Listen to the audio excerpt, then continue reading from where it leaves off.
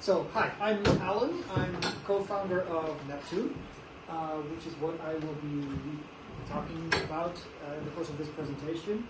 I have been living in Zug for almost 5 years now, following my PhD in post-quantum cryptography in Leuven, Belgium. The reason why I moved to Zug was because I started doing cryptography research, and in the course of doing cryptography research, I met my co-founder and we decided to put together a bunch of ideas that I had researched into Neptune, and that's how this project got started. We've been working on it for 3 years now, depending on how you start counting. I guess we've been working full-time for 2.5. But certainly the first drafts of the white paper date to 3 years ago. So Neptune. Why is this name? Why this name? That's a great question, and I don't mind digressing. The story is that we were brainstorming for a name, and it bubbled to the surface, if you will, that everyone present at the time had ancestors who fled oppressive regimes by traveling over the sea. And so that history, that common history, we thought was a powerful metaphor for a gateway to freedom, which is how we think of Neptune. So, in the course of preparing this presentation, I realized that we don't really have a lot of documentation or accessible materials that are directed to an audience who's already familiar and maybe already on board with Bitcoin. And so that's something that I tried to rectify with this presentation. And so I'm addressing this presentation to an audience of Bitcoiners. And so I'm taking a bunch of things for granted from you, starting with the natural evolution of monies.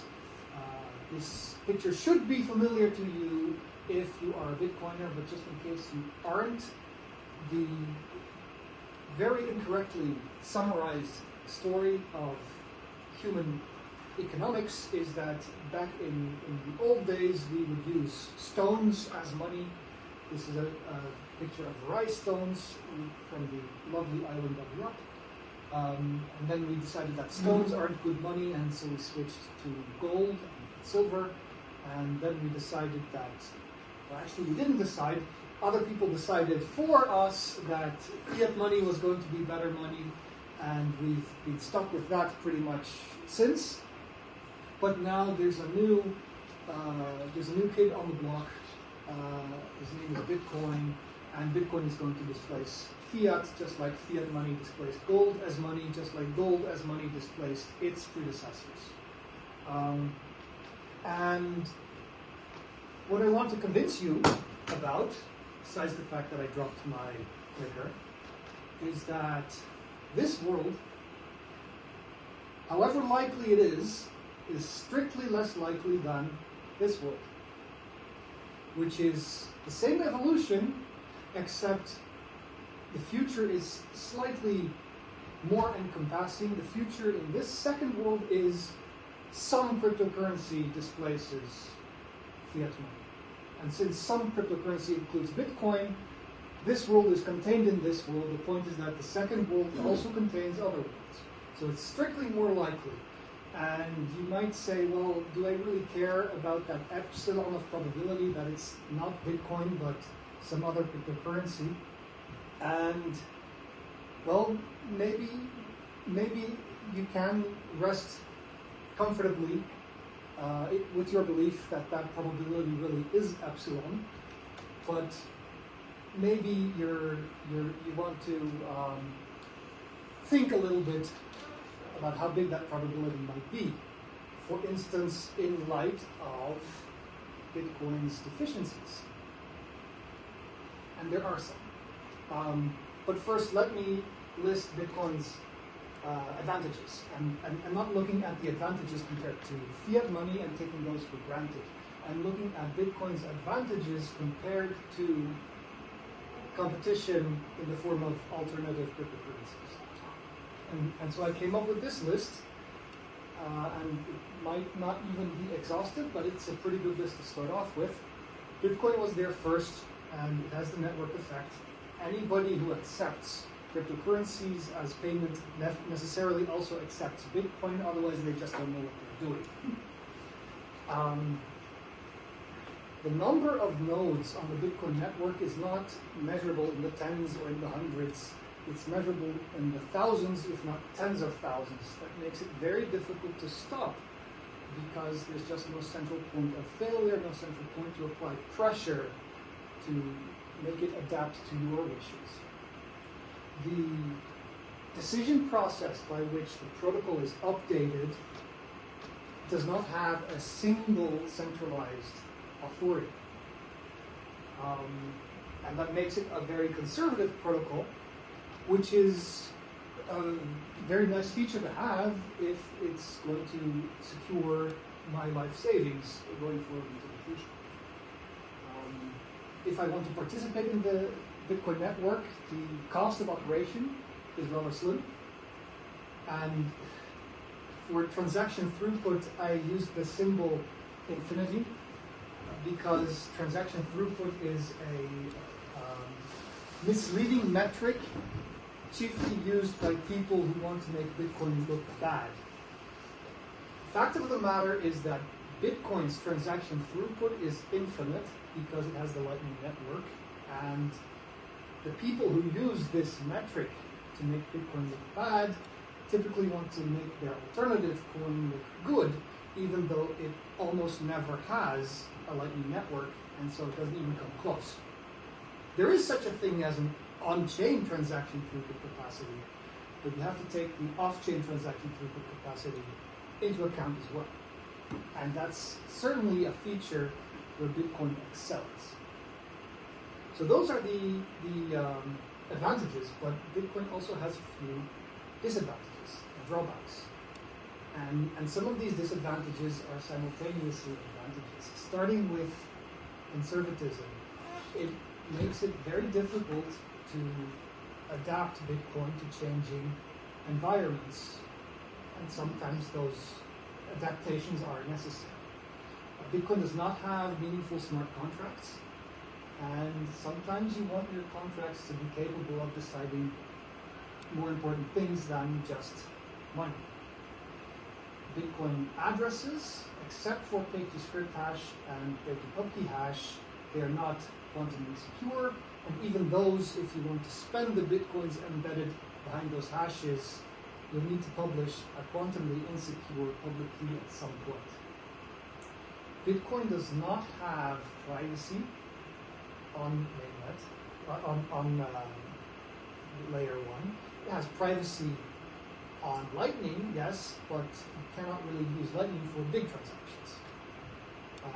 When you do big transactions, you need to use the layer 1, and that's where you don't get privacy anymore. And the second feature that's simultaneously an advantage and a disadvantage is the low operational cost.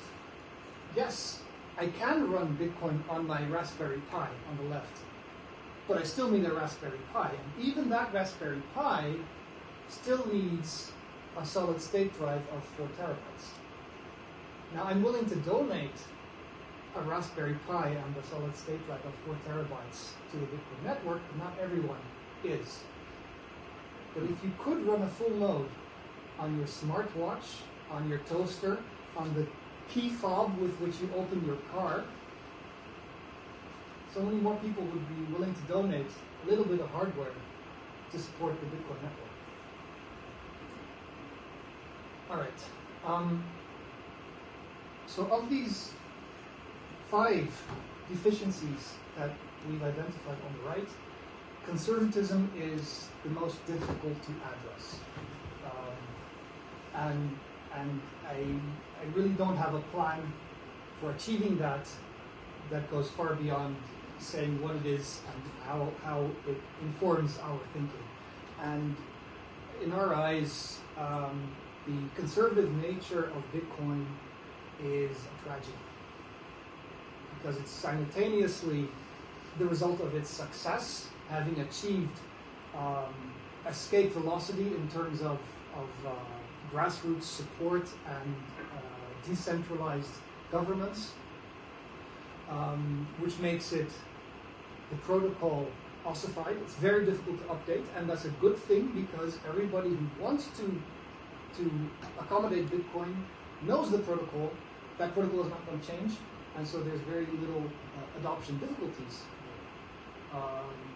Ossification should surely be the end goal, but as a side effect of Bitcoin's resounding success, there has been a lot of innovation. And the list certainly does not end here, but these are the innovations that I'm positive about. There's been a lot of innovation driven by industry, driven by science, and it would be nice if Bitcoin could make use of some of those innovations. And unfortunately, the conservatism of Bitcoin is going to make that very difficult. There is no viable pathway to integrate these innovations into Bitcoin. Yes, you can launch a hard fork, but then you don't have Bitcoin, you have something else. You can do a layer 2, but on your layer 2 you can't have Bitcoin. You can only have a wrapped Bitcoin, which is another way of saying you trust someone to sign off to turn this altcoin into Bitcoin at the predefined exchange rate. And we can't very well wait for quantum computers to come, because after they come, it's too late. And before they come, it's going to be controversial to upgrade Bitcoin with these new hardness assumptions that post-quantum cryptography relies on. And so we came to the conclusion early on that since we want to work on this new exciting technology in the right-hand side, our best option is to launch a new layer 1. Speaking of technologies, this picture should be in the back of your mind whenever I say we want new and exciting technologies on the blockchain. Basically, this is 90% of what I'm talking about. Starks in particular. The idea here is that we have an input, a program, and an output. The program directs the operations of a machine, which takes an input and sends the input to the output. All three are strings of bits or strings of some alphabet. Go ahead. Yes, please. What's a Stark? Stark is a scalable, transparent argument of knowledge. The rest of the slide will explain what they do. So the central idea behind snarks in general, is that we're going to split this picture into two parts: the prover and the verifier. Right? So first of all, we need to simulate this machine on a computer, and so in effect we're running a virtual machine. And the way we do this is we get the virtual machine to record the state at every point in time. Now we have a third data point: input, program, output, and the trace of the execution. The prover takes all those pieces of information and outputs a string of cryptographic data known as the proof. The verifier takes that proof and tells you with cryptographic certainty whether the input program pair really does map to this output. This is perhaps a little abstract, but you can think of someone who claims to have solved a Sudoku, and it takes a lot of effort to solve that Sudoku, but it's very easy to verify it. And so solving and verification is certainly something different, and Starks actually explode this difference between solving and verifying, or proving and verifying. In fact, the verifier in a Stark system can be exponentially faster than running the program to begin with. So you can run a very long program. You check a database for duplicates or something silly like that. And then you produce a proof of that program that the verifier can verify like that. Yes? Can you compare the Stark feature with Bitcoin node, which verifies that the amount is correct compared to the miner difficulty? What is comparable is the differential in work. The miner does a lot of work, and the node verifies that a lot of work has been done without having to redo the work. What is incomparable is the nature of that work. The miner just guesses nonsense and hashes and is lucky when he's lucky the night before. That work is not useful for anything else. Whereas with Starks, you get the same work differential even while executing just random or arbitrary or computer programs of your choice. So the fast verifier is one of the main selling points, but another selling point is the fact that the verifier does not need to have access to secrets that you would need if you run the program naively. And so you can make the proof about secret data. You can make the proof about the Merkle root of a Merkle tree over secret data. And in recent years, we've added 2 more features to this list. Previously, snarks were not transparent. These days, that's the T in Starks, they can be transparent.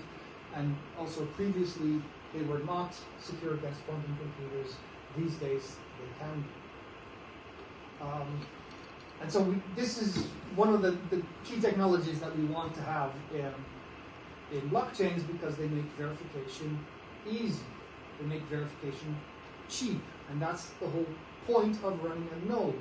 Whatever you do, you get in data, the first thing that you do is you verify, you authenticate that data. You make a transaction, you send that to your peers. Those peers verify your transaction before they relay it, before they mine a transaction, before they mine a block with that transaction. And this is not all of it, because you can go one step further. What if, instead of this picture, where you split the computation into 2 parts, prover and verifier, you take the verifier and use that as the computation that you want to split into 2 parts. Right now you have a new input consisting of the old input program and proof and output. Now you have a new program, which is the old verifier, and a new output, which is the old verifier's output. And so this computation that the verifier is running is now running inside of the virtual machine, and you're going to produce a proof of this execution, which the verifier can verify again. And so this allows you to merge proofs. I have 2 different proofs, and I want one proof of both claims, no problem. It allows you to prove the correctness of a very long computation in segments, which you then combine. Recursion is fantastically useful, and if this is a little abstract, I have slides later on that show how you can use this in the context of a blockchain. And so, recursive Starks is one of the key pillars on which Neptune is built. In fact, the recursive Stark engine is called Triton VM, and we think that it can be useful even outside of the context of blockchains, and so we're actually marketing it as a standalone piece of technology. Our motivation for developing Triton VM is to integrate it into Neptune cryptocurrency. And so that leaves the remaining deficiencies of Bitcoin. Smart contracts, privacy, quantum security, and the low cost of operation. For the deficiencies on the left, I'd say they are rather incidental. They are there because the list would not be complete without them, but does a cryptocurrency with or without that feature really make a huge difference? There's a difference for sure, but it's small compared to the value of the features on the right. And so let's touch upon them first. Sometimes Bitcoiners don't really like smart contracts, and I think that's a mistake, originating from a misconception about what money is. And so, permit me, if you will, to digress a little bit into the land of philosophy and make a philosophical argument as to why smart contracts are useful. One of the big questions of our lifetime is which things belong on the blockchain. And I think if you're a Bitcoiner, you already agree that money belongs on the blockchain, because blockchain money is, easier to transfer than gold, more difficult to inflate than fiat. It's just strictly better money. But what else belongs on the blockchain? In the early days of Ethereum, they had imagined that taxi cars would own themselves and drive themselves to maintenance when it was necessary. Do taxis belong on the blockchain? Well, perhaps to answer this, let's open up some of these keywords, starting with blockchain. A blockchain is not a free database. Blockchains are not free databases. Please don't sell me your idea based on a blockchain as a free database. It's the exact opposite of a free database. It's a very, very, very, very expensive database, and it's expensive because it is massively replicated. Every participant in the network replicates this database, and it has to be expensive in order to incentivize them all to replicate this database. This replication is useful for two reasons. One is all the participants agree on that database, and so they can agree on very valuable bits of information. And secondly, it makes sure that the data is there, that it's not lost. It solves the data availability problem. That said, though, data availability is precisely the thing that people imagine comes for free. And so they tend to use it for things that don't justify the very high cost of having a blockchain in the first place. So phrased differently, the data availability is a denial of service vector, where you just spam the network with data, where you cause the network to bear a cost that you're not really paying yourself. So I'd say that consensus definitely belongs on the blockchain. Data availability, it's nice on the one hand. On the other hand, here's an attack vector to be aware of and be wary of. All right, let's unpack money. Money you might define as the thing that settles debt. And if that's a good definition, you could argue, well, that's begging the question. What's debt? Debt is the imbalance of an exchange. What's an exchange? Well, it's an agreed upon mutual transfer of goods or services.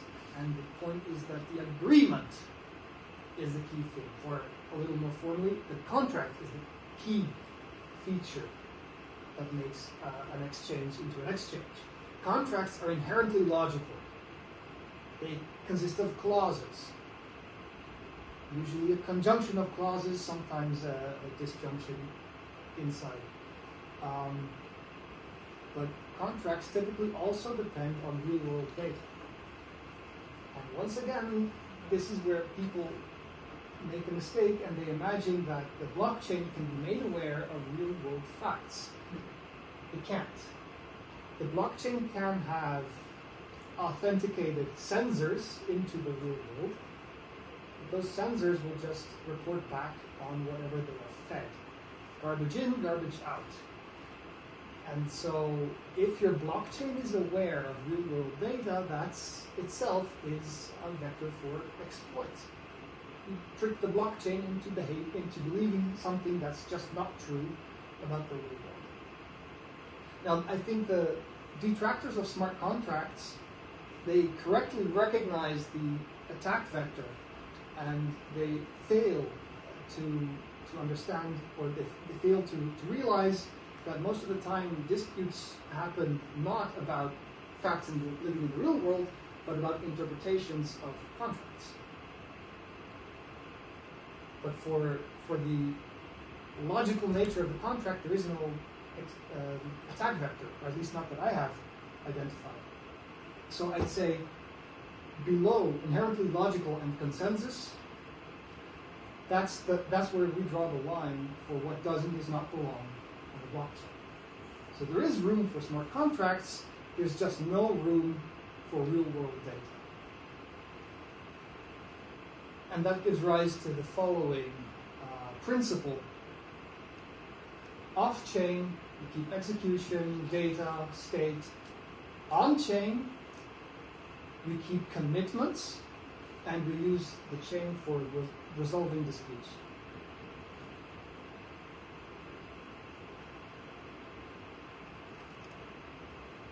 All right. Quantum security. Oftentimes when I talk to Bitcoiners about quantum security, they say, yeah, it's not a big deal. My addresses are paid to PubKey hash. Yeah, it's not really correct, because if it's only ever going to be paid to PubKey hash, then you're never spending it. Once you spend it, you have to publish your public key, and that public key is attackable. Yeah, it will be confirmed within 10 minutes. Not really, not if there's a rush of people trying to upgrade their coins to a post-quantum upgrade. But there will be an upgrade, and people will migrate. Yeah, sure, you can upgrade. You can introduce a post-quantum signature scheme into Bitcoin Core. And some people will upgrade their coins. That will be the picture afterwards. There will still be a huge bounty of quantumly insecure coins available to whoever wins the race in building a quantum computer. And they have every incentive to liquidate their winnings before the runner-up does. And so maybe your Bitcoins are secure because you upgraded them in time. The point is that there's a massive supply shock coming up, which is going to drive down the price. So what? Price dips. Buy the dip, right? Well, if the price drops, that means that the mining incentive also drops. And so at this point, people wanting to use blockchain money to secure transactions of large value and get, finality, economic finality rapidly, they will migrate to a different cryptocurrency. And so this might actually put Bitcoin behind some other cryptocurrency. Can I give Please. other arguments? I think there's two elements you're missing. One is that the race for quantum computers will cost a lot, so it's a huge investment, and that we will see this investment happening, and so and they will go for these coins. So the more there is investment, the more we're close, the more there is an incentive for people to move their coins. And basically what is left first, I mean, there is always some people who will just be careful, but what is left first is the coins of Satoshi and the coins which are lost. And first the ones with Satoshi because they're really not safe. They're not, some coins are, some addresses are not, you have the public key which is directly paid by key. So those are the first ones to go. And then there will be like the ones that are not moved, so like keys which are lost and things like this. So actually we'll bring back liquidity, we will not take liquidity from people we have, we will bring back liquidity. And it will be a payback for science, which helps the people who would have won the quantum race, quantum computers race. So I think it can be seen as a positive. But it will create a kind of dilution in some way. Right now, Yeah, but you assume that 20% are gone and will never appear again, and suddenly they appear again, and there is a supply, there is maybe forced sales. I think that the point is that the world in which this happens is a happy world because other things happen also. No? Am I paraphrasing you correctly? No, it's that there might be some, here you see only a negative thing, and I think there's some positive thing about it. Well, the positive thing is external to Bitcoin. Right? Benefiting all of science is a great joy to humanity, but it's not good for Bitcoin. No, but it's Bitcoin is going to provide this it's the engine for that is going to be Bitcoin. It's like a treasure, you get the treasure of Bitcoin, and it gives more value to Bitcoin. Bitcoin is going to be the thing that enables cryptography computers, quantum computers. I think the only scenario where what we say is going to work is where people who invest in the quantum science will be willing to get their money back on the Bitcoin that they earn out of this exploit, let's say, and they will admittedly not be willing to sell for less than their initial stake. Then maybe. But when is this going to happen? And when that is happening, what will be the state of Bitcoin in the world in terms of like how is it used? So if it's a major, not major currency, but major proof of store of value, like if it actually replaces gold by 50 years, 40 years, 30 years, I don't know what's the timeline. Then people who will get those coins will have an advantage to, they'll be incentivized to keep them. And it doesn't break the proof of work. Proof of work is not broken by this. Well, less mining incentive means mining, people have to turn off their miners. No, but the mining incentive is already going down. So by the time it's only going to be very small. They will still have a steady.